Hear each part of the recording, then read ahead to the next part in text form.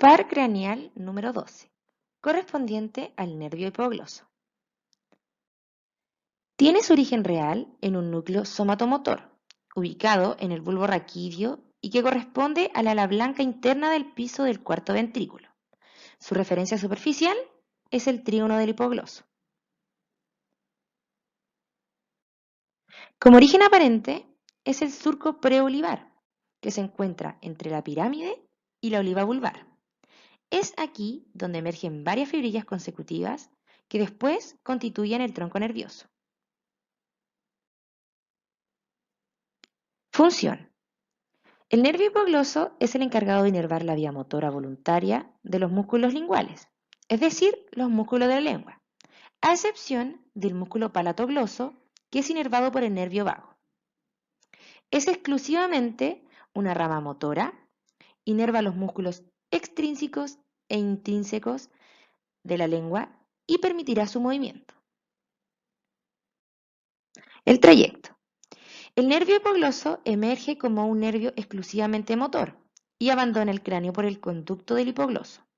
Se le une la rama del plexo cervical, que conduce información de fibras motoras de los nervios espinales C1 y C2, además de fibras sensitivas del ganglio espinal del nervio C2.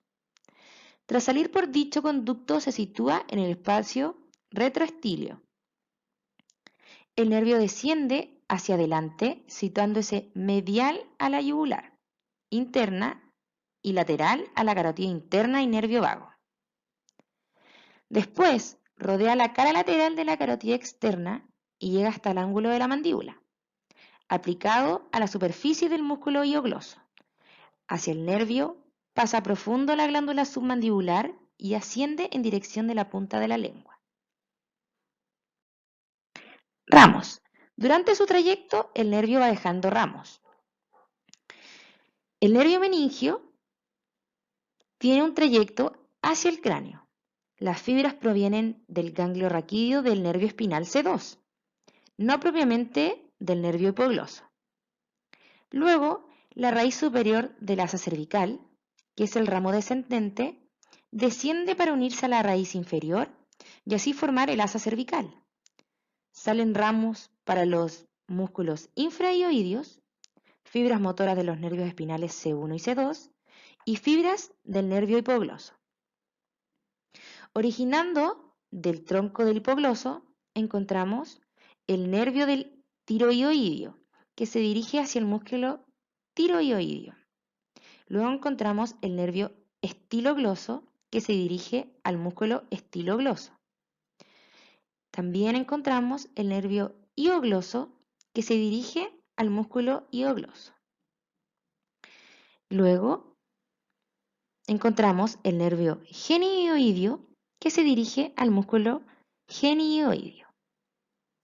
Luego, en los ramos terminales encontramos originados de la cara anterior del hiogloso en forma de abanico.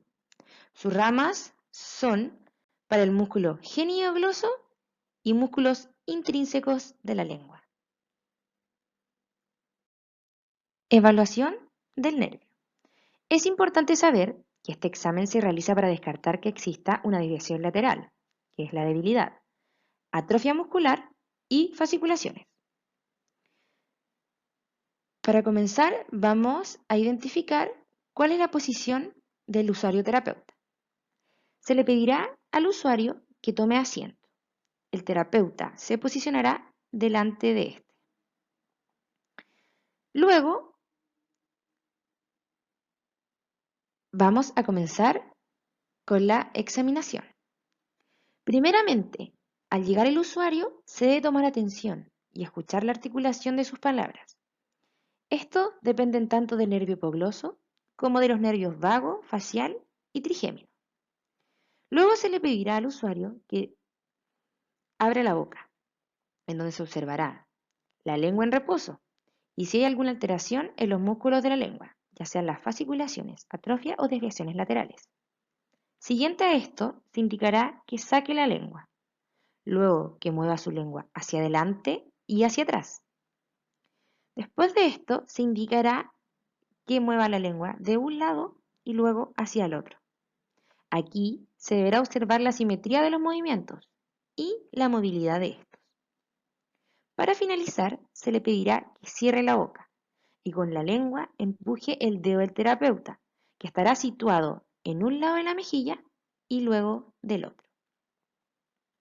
A continuación, se mostrará un video de una evaluación. El nervio hipogloso o doceavo par craneal es un nervio básicamente motor que se encarga de inervar los músculos de la lengua, por lo que obviamente vamos a revisar la lengua. Lo que hay que hacer es abrir la boca y sacar la lengua. Ver la lengua en reposo si presenta alguna desviación, el volumen de la lengua o si presenta alguna deformidad que pueda presentar alguna lesión en los músculos de la lengua.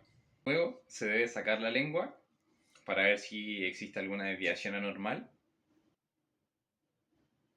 Al ver que no existe desviación anormal, luego se debe sacar la lengua y generar movimiento de atrás hacia adelante o adelante hacia atrás. Y luego hacia los lados, para ver si hay alguna alteración en su movimiento. Luego, para ver el estado de su musculatura, empujar el dedo con la lengua.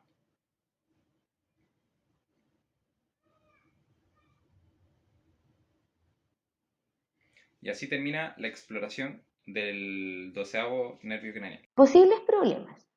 La función del nervio hipogloso puede estar alterado por tumores localizados en base del cráneo, accidentes cerebrovasculares, esclerosis lateral amiotrófica, infecciones del tronco encefálico o lesiones en el cuello, por ejemplo, durante la cirugía sobre la arteria carótida.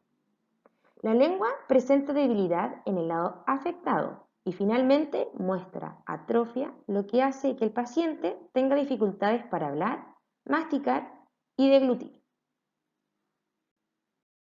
El tratamiento de este depende de la causa subyacente. Es necesaria una vigilancia estrecha del usuario durante las comidas, debido al riesgo de aspiración. También tiene que controlar el usuario el consumo de calorías y realizar determinaciones diarias del peso corporal. Si fuese adecuado, debe remitir al usuario a un especialista en nutrición para que evalúe estrategias que permitan mejorar su nutrición.